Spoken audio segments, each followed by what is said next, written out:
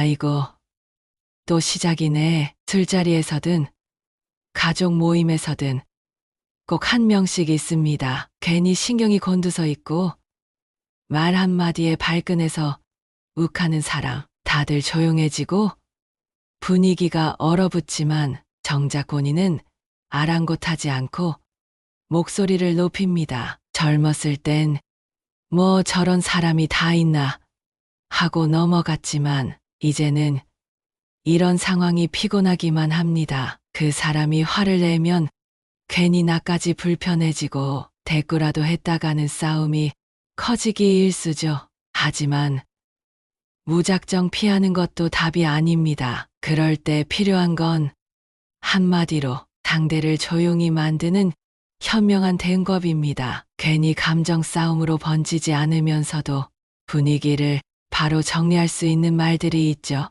오늘은 욱하는 사람 앞에서 말 한마디로 판을 뒤집는 방법을 알려드리겠습니다. 첫 번째는 내가 그렇게 화낼 가치가 있는 사람입니까?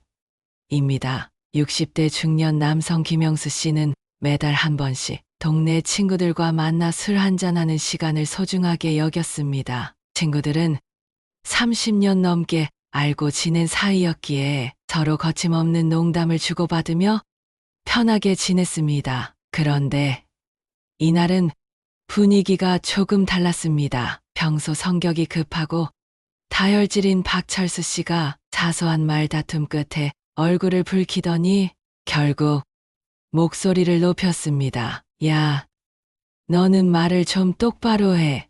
내가 뭘 안다고 그런 소리를 하는 거야? 술잔을 쥔 손이 부들부들 떨렸고 그의 목소리는 더욱 커졌습니다. 주변 친구들은 당황한 기색이 역력했습니다. 누군가는 말릴까 하다가 괜히 불똥이 튈까 싶어 입을 다물었고 몇몇은 조용히 고개를 숙이며 안주만 집어 먹었습니다. 김영수 씨도 순간 당황했지만 오래된 친구를 잘 알기에 굳이 맞받아칠 필요는 없다고 생각했습니다. 철수 씨는 워낙 성질이 급하고 욱하는 성격이라 예전부터 이런 일이 종종 있었습니다. 하지만 시간이 지나면 후회하며 먼저 연락해.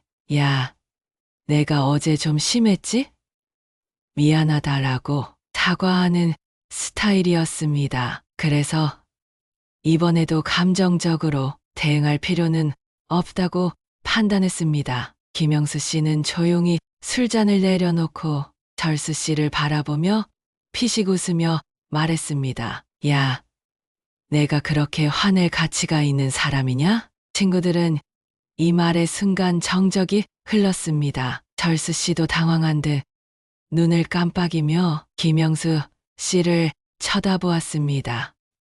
뭐, 아니, 그냥 궁금해서 내가 너한테 그렇게 버럭할 만큼 중요한 사람이냐고. 나한테 화를 내는 걸 보니 내가 내 인생에서 꽤 큰 비중을 차지하는 것 같은데 주변 친구들이 킥킥거리며 웃기 시작했습니다. 누군가는 야, 김영수, 뭐 말 하나는 기가 막히게 한다며 술잔을 들었습니다. 철수 씨는 순간 더 화를 낼 듯하더니 이내 머쓱한 표정을 지으며 헛기침을 했습니다. 에이, 그런 뜻이 아니라 그냥 내가 아까 한 말이 좀 거슬려서 그랬던 거지. 그래. 그런데 화낼 필요가 있냐? 그냥 우리 오래된 친구들끼리 편하게 이야기하자고. 그제야 철수 씨는 고개를 끄덕이며 한숨을 쉬었습니다. 그래. 미안하다. 나도 요즘 회사에서 스트레스가 많아서 그런지 괜히 예민했나 보다. 그렇게 철수 씨는 술잔을 들며 분위기를 다시 풀어보려 했고 친구들도 슬쩍 농담을 던지며 대화를 이어갔습니다. 어색했던 공기가 점점 부드러워졌습니다. 이처럼 욱하는 사람에게 너 왜 화를 내? 라고 하면 오히려 감정이 더욱 격해질 수 있지만 내가 그렇게 화낼 가치가 있는 사람이냐? 라고 말하면 상대는 순간적으로 스스로를 돌아보게 됩니다. 이 방법은 가족 사이에서도 유용합니다. 예를 들어 아내가 잔소리를 하면서 점점 목소리가 커질 때 김영수 씨는 이렇게 말합니다. 여보, 내가 그렇게 화낼 만큼 대단한 남편입니까? 아니면 그냥 대충 넘길 남자입니까? 그러면 아내도 순간적으로 흠칫하고는 뭐래 하면서도 잔소리의 강도가 한층 낮아집니다. 결국 화를 내는 사람과 감정적으로 맞설 필요는 없습니다. 적절한 한마디로 상대의 감정을 가라앉히고 분위기를 유하게 풀어가는 것이야말로 진정한 인생의 기술이 아닐까요? 두 번째는 그렇게 감정적으로 나오면 대화가 안 됩니다. 입니다. 김영수 씨는 요즘 아들 녀석과의 대화가 쉽지 않다고 느끼고 있었습니다. 한 집에 살지만 서로 바쁜 일상 속에서 얼굴을 마주하는 시간이 적었고 가끔 마주칠 때도 대화가 길게 이어지지 않았습니다. 그러던 어느 날 사소한 일로 부자 사이에 갈등이 생겼습니다. 그날 저녁 김영수 씨는 아들이 거실에서 신발을 아무렇게나 벗어둔 모습을 보고 말했습니다. 야, 신발 좀 정리해라. 아무데나 벗어놓으면 어떡하냐? 그러자 아들은 갑자기 버럭 화를 냈습니다. 아, 맨날 잔소리야. 내가 뭐 큰 잘못이라도 했어요? 왜 그렇게 사사건건 뭐라고 하세요? 갑자기 분위기가 냉랭해졌습니다. 아들의 얼굴은 불쾌감으로 가득 차 있었고 목소리도 평소보다 한층 높아져 있었습니다. 김영수 씨는 순간 화가 치밀었지만 곧바로 감정을 터뜨리는 대신 깊게 숨을 들이마셨습니다. 그리고 천천히 차분한 목소리로 말했습니다. 야, 그렇게 감정적으로 나오면 대화가 안 된다. 아들은 처음엔 여전히 화가 난 표정이었지만 아버지의 예상외로 차분한 반응에 당황한 듯 보였습니다. 뭐요? 내가 화부터 내면 내가 무슨 말을 해도 제대로 안 들릴 거 아니냐. 나는 그냥 신발 좀 정리하라는 말 한마디 했을 뿐인데 내가 이렇게 버럭하면 대화가 아니라 싸움이 된다. 아들은 김영수 씨를 한참 바라보더니 이내 한숨을 쉬며 고개를 푹 숙였습니다. 아, 그냥 요즘 피곤해서 그런가 봐요. 괜히 예민했네요. 김영수 씨는 그제야 미소를 지으며 말했습니다. 그래. 피곤하면 말을 하든가. 괜히 화부터 내지 말고 서로 이야기하려면 감정을 조절해야지. 그러지 않으면 무슨 말도 통하지 않는다. 이후 아들은 신발을 정리하며 가벼운 농담을 건넸고 분위기는 자연스럽게 풀렸습니다. 사람은 누구나 감정에 휘둘릴 때가 있습니다. 하지만 화가 난 상태에서는 대화가 제대로 이루어질 수 없습니다. 상대가 격앙된 반응을 보일 때 같이 흥분하면 싸움으로 번질 뿐입니다. 특히 직장이나 사회생활에서도 이 말은 유용하게 쓰입니다. 후배나 동료가 감정적으로 격앙될 때 지금 이렇게 감정적으로 나오면 대화가 어려워진다라고 말하면 상대는 순간적으로 한 걸음 물러서게 됩니다. 화를 내는 사람은 자신의 감정을 정당화하려 하지만 이 한마디는 상대가 감정을 추스르게 만드는 효과가 있습니다. 예를 들어 김영수 씨가 직장에서 팀원과 의견 충돌이 있었던 날이 있었습니다. 회의 중 후배 직원이 자신의 의견이 받아들여지지 않자 얼굴을 붉히며 따졌습니다. 팀장님, 도대체 왜 제 의견은 무시하시는 겁니까? 이렇게 할 거면 애초에 저한테 의견을 묻지나 마세요. 회의실의 공기가 순식간에 무거워졌습니다. 팀원들은 서로 눈치를 보며 어색하게 앉아 있었습니다. 그러나 김영수 씨는 그저 미소를 지으며 조용히 말했습니다. 이렇게 감정적으로 나오면 대화가 안 된다. 감정을 조금 가라앉히고 이야기해보자. 후배는 순간 움찔하더니 무언가를 말하려다가 입을 다물었습니다. 잠시 침묵이 흐른 후 한결 누그러진 목소리로 말했습니다. 죄송합니다. 제가 좀 흥분했네요. 다시 이야기해 보겠습니다. 이처럼 격한 감정은 대화를 단절시키지만 차분한 태도와 한마디 말이 상대의 감정을 조절하게 만듭니다. 상대가 흥분했을 때 같은 감정으로 맞서기보다는 그렇게 감정적으로 나오면 대화가 안 된다라고 한 번만 던져 보십시오. 그러면 상대는 자연스럽게 감정을 가라앉히고 보다 차분하게 대화를 이어가려 할 것입니다. 세 번째는 화를 내는 게 아니라 해결 방법을 찾아봅시다입니다. 이상훈 씨는 60대 초반의 중년 남성으로 오랫동안 운영해온 작은 가게를 아들에게 물려줄 생각을 하고 있었습니다. 하지만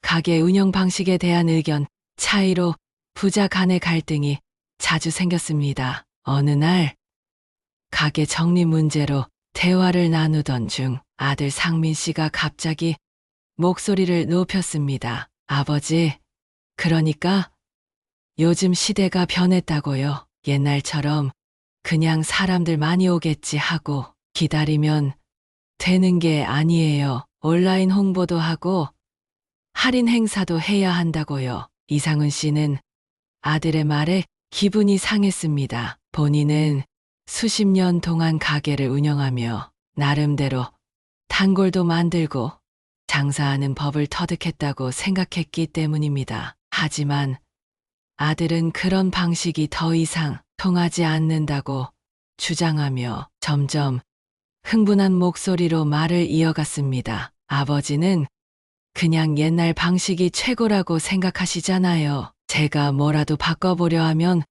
무조건 안 된다고만 하시고 순간 이상훈 씨도 욱하는 감정을 느꼈지만 곧바로 맞받아칠 필요는 없다고 생각했습니다. 대신 그는 깊게 숨을 들이마시고 차분한 목소리로 말했습니다. 상민아, 지금 우리가 화를 낼 때냐? 화를 내는 게 아니라 해결 방법을 찾아야지. 아들은 갑작스러운 아버지의 반응에 당황한 듯 보였습니다. 네, 내 말도 일리가 있을 거고 내 방식도 나름대로 이유가 있겠지. 그런데 지금 이렇게 목소리 높여가면서 서로 자기 주장만 하면 뭐가 해결되겠냐? 우리가 싸우려고 하는 거냐? 아니면 가게를 잘 운영하려고 하는 거냐? 아들은 순간 말문이 막혔습니다. 분명 처음에는 아버지의 고집에 답답함을 느껴 화가 났지만 아버지가 이렇게 차분하게 대응하자 더 이상 버럭할 수가 없었습니다. 이상훈 씨는 다시 한번 부드럽게 말했습니다. 좋다. 그러면 내 말대로 온라인 홍보도 해보고 할인, 행사도 시도해보자. 대신 내가 해온 방식 중에서 유지할 부분도 있을 테니까 서로 조율해서 좋은 방법을 찾아보자. 아들은 한숨을 내쉬며 고개를 끄덕였습니다. 네, 알겠습니다. 제가 너무 흥분했네요. 그럼 어떻게 하면 둘 다 만족할 수 있을지 다시 생각해 볼게요. 이렇게 대화는 감정적인 싸움이 아니라 실질적인 해결 방향을 모색하는 방향으로 흘러갔습니다. 이 방법은 가족뿐만 아니라 직장에서도 유용하게 사용할 수 있습니다. 예를 들어 김 부장이라는 사람이 있었습니다. 그는 팀원들끼리 회의할 때마다 의견 충돌이 생기는 걸 자주 겪었습니다. 어느 날 팀원 2명이 서로의 의견이 맞다며 언성을 높이기 시작했습니다. 내 방식대로 해야 합니다. 그게 가장 효율적이에요. 아니요.